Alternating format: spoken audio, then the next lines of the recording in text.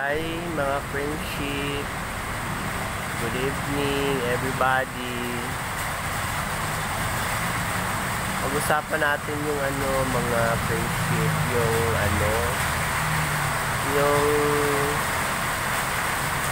sobrang paganda ng ating mga celebrity. Yung mga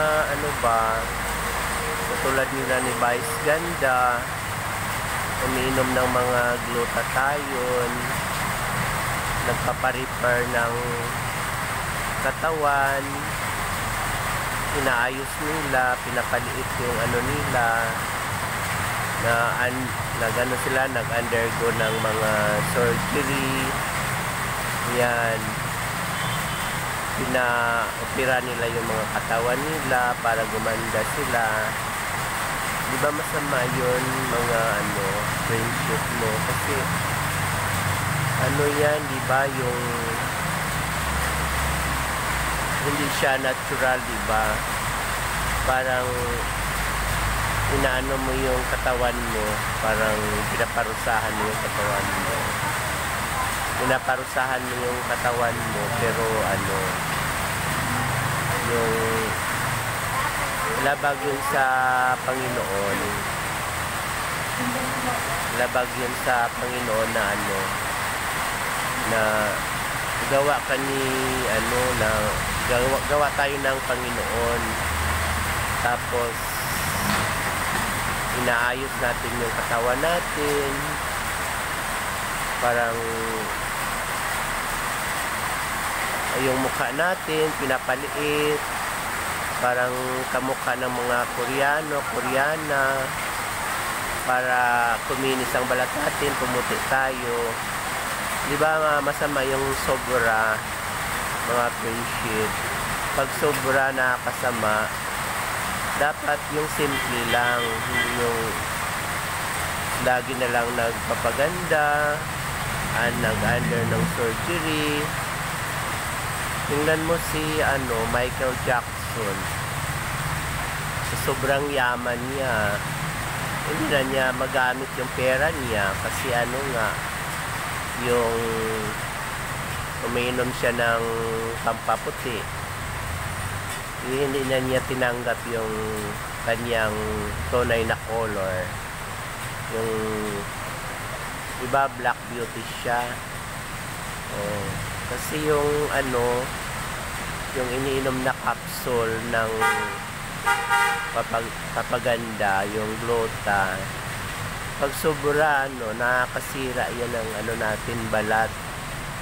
Tapos nakakabara ng puso natin yan. Oo, kailangan ibig sabihin lumabag tayo sa sa creator.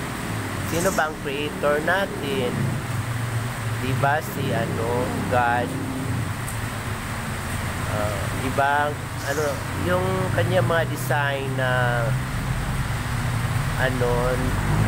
ang design ng ating creator ay yung, diba, katulad ko, tanggapin ko kung anong itsura ko. Hindi ko na kailangan na i-repair yung mga mukha ko, mga tainga ko, mga katawan ko para gumanda. Kasi yan, labag sa creator yan, sa ating God creator. Ibig sabihin, kung ginawa ka ni God na ganyan ka, tanggapin mo kasi yan, sa kanya yan, gawa ng Panginoon, bali natural.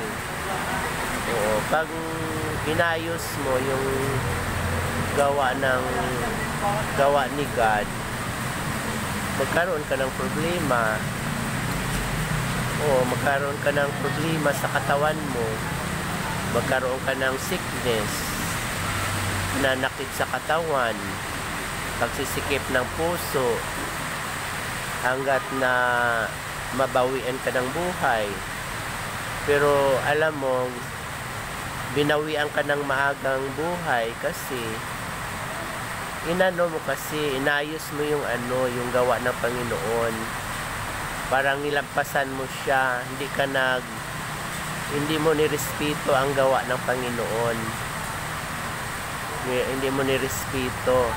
Ibig sabihin, tayo, gawa ng Panginoon, rirespetuhin natin ang Panginoon. Siya ang doon tayo mag-bis sa kanya na ganyan. Oo.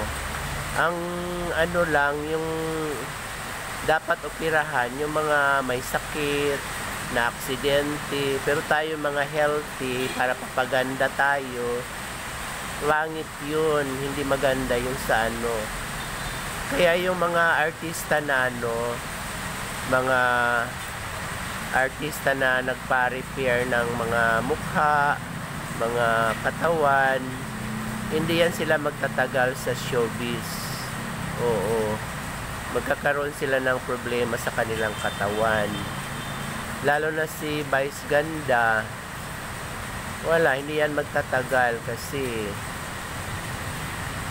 magkaroon siya ng sickness, sa sakit sa katawan na hindi niya kaya ang katawan niya dahil sa sobrang daming surgery. Lalo na yung mga artistang mga lalaki, pinapaayos yung mukha, katawan, umiinom ng mga capsule, mga glutathione. Siyempre alam mo naman, bawal yun.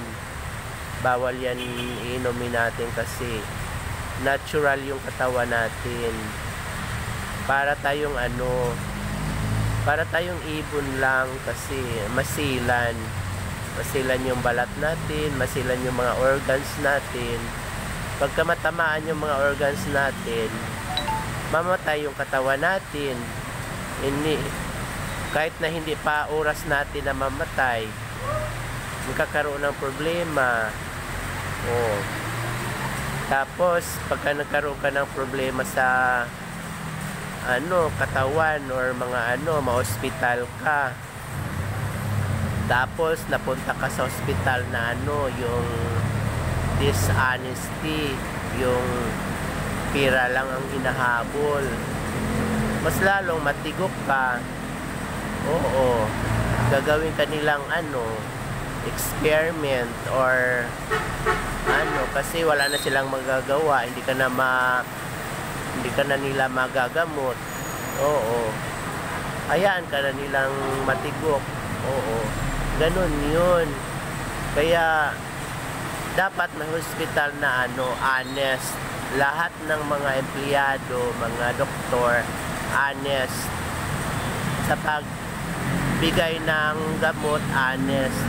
Yung ibigay na gamot, yung totoo na nakakagaling. Dapat ganun. Sa ngayon, nowadays, ang mga doktor, dishonesty, pero hindi lahat. Mayroon talagang honest. Oo. Lahat naman ng tao. Kasi ang tao may masama, mayroong mabuti. Yung mapunta ka sa doktor na masama, mapunta ka sa doktor na mabuti, yun, maging success ka pagka doon ka sa mabuti. Pag sa masama, matigok ka. Oo. Thank you very much, guys. Thank you.